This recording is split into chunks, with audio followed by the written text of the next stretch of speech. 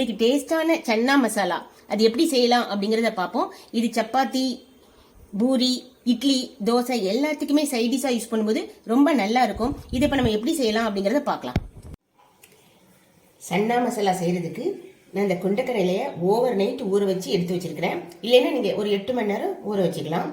இதை நான் பார்த்தீங்கன்னா ஒரு குக்கர்ல சேர்த்து அது முங்குற அளவுக்கு தண்ணி விட்டுருக்கிறேன். தண்ணி விட்டு கொஞ்சம் ஒரு அரை டீஸ்பூன் கல் உப்பு சேர்த்துருக்கிறேன்.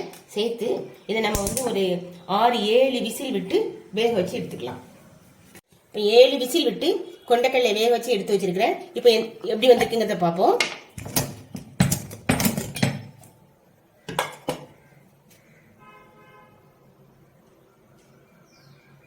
பார்த்தீங்கன்னா இந்த மாதிரி பூவா வெந்துடணும், நல்ல பூவா வெந்துடணும். இது வெந்துடுச்சு. இது இப்போ சைடில் எடுத்து வச்சிடலாம். இதனுடைய தண்ணியை நம்ம கீழே ஊற்ற வேண்டாம். அதையும் நம்ம சன்னா மசாலாவுக்கு நம்ம யூஸ் பண்ணிக்குவோம்.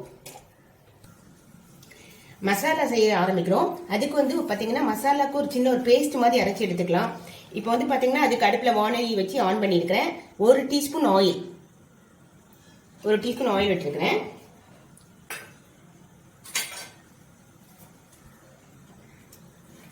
இதில் 2 பெரிய வெங்காயம்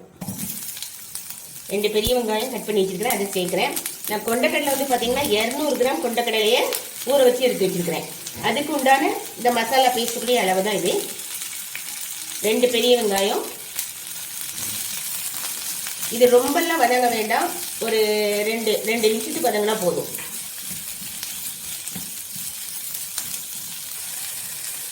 ரெண்டு நிமிஷம் வதங்கி 1 இன்ச்சு அளவுள்ள இஞ்சி அதை சேர்க்கிறேன். 4 பல் பூண்டு அதையும் சேர்த்தாச்சு.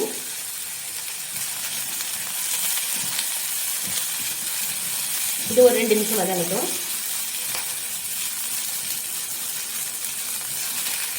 இப்போ 2 தக்காளி அதை கட் பண்ணி வச்சிருக்கிறேன். அதை சேர்க்கிறேன்.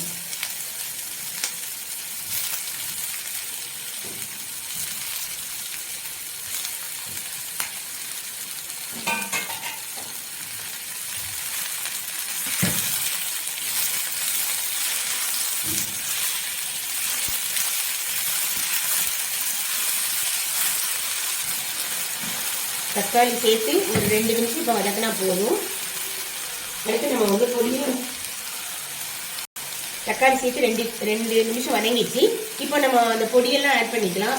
ஃபர்ஸ்ட் அரை டீஸ்பூன் மஞ்சள் பொடி சேர்த்துருக்கிறேன். 1 teaspoon ஜீரகப்பொடி, 1 teaspoon garam masala,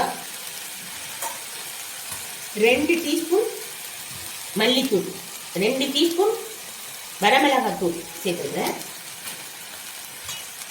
2 teaspoon மல்லித்தூள், 1 டீஸ்பூன் காஷ்மீரி சில்லி பவுடர். இது கலருக்காக தான் ஆட் பண்றேன். இது இல்லைன்னா இதை நம்ம ஸ்கிப் பண்ணிடலாம். 1 டீஸ்பூன் பார்த்தீங்கன்னா இந்த காஞ்ச மேங்கோ, ட்ரை மேங்கோ பவுடர் அது சேர்த்துருக்கிறேன். இது இல்லைனாலும் நம்ம புளிப்புக்காக தான் சேர்க்கிறோம். இது இல்லைன்னா நம்ம கடைசியில் லெமன் ஜூஸ் ஆட் பண்ணிக்கலாம்.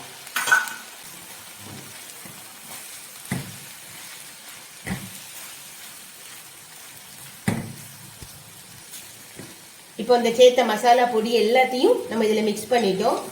கொஞ்சம் தண்ணி சேர்த்துக்கலாம். தண்ணி சேர்த்து இல்லைன்னா மசாலா பொடியெல்லாம் கருகிடக்கூடாது. தண்ணி சேர்த்து மூடி வச்சிடலாம். 5 நிமிஷம் ஆயிடுச்சு. இப்போ நம்ம இதை ஆஃப் பண்ணிடலாம். ஆஃப் பண்ணி இதை ஆறின உடனே மிக்சி ஜாரில் மாற்றி நம்ம ஒரு பேஸ்ட்டாக அரைச்சி எடுத்துகிட்டு வந்துடலாம்.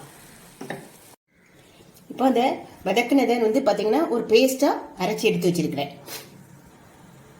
இப்போ சன்னா மசாலா செய்ய ஆரம்பிக்கிறோம்.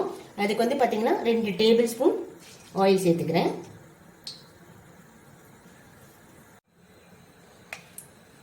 சன்னா மசாலா செய்ய ஆரம்பிக்கிறதுக்கு முன்னாடி கொஞ்சமாக கொண்டக்கடலை எடுத்து நான் கரண்டியில் இதே மாதிரி மேஷ் பண்ணி எடுத்து வச்சிருக்கேன்.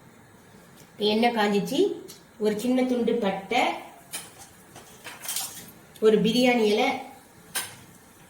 3 கிராம்பு, 3 ஏலக்காய், கொஞ்சம் கல்பாசி இதுவெல்லாம் சேர்த்துருக்கிறேன். இது லேசாக ஃப்ரை ஆகட்டும்.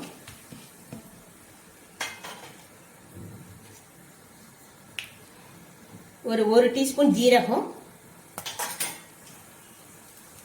1 டீஸ்பூன் சோம்பு,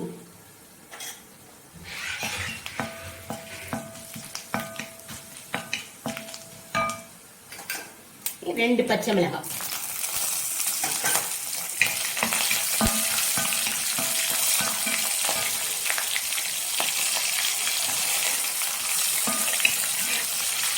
நம்ம அரைச்சி வச்ச இந்த பேஸ்ட் ஆட் பண்ணிக்கலாம்.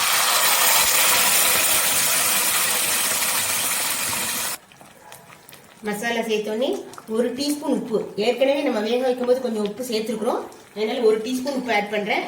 பார்த்துட்டு நம்ம செக் பண்ணி பார்த்துட்டு வேணும்னா கொஞ்சம் உப்பு ஆட் பண்ணிக்கலாம். இப்போ நம்ம வேக வச்ச கொண்டக்கடலையே அந்த தண்ணியோடய நம்ம சேர்த்துடலாம்.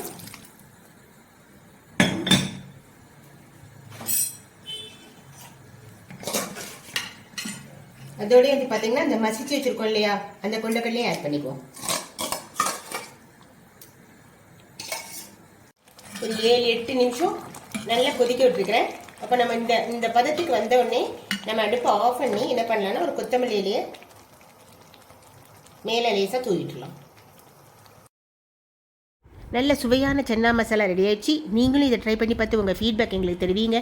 இந்த ரெசிபி பிடிச்சிருந்தா ஒரு லைக் கொடுத்து ஷேர் அண்ட் சப்ஸ்கிரைப் பண்ணுங்கள். தேங்க்யூ.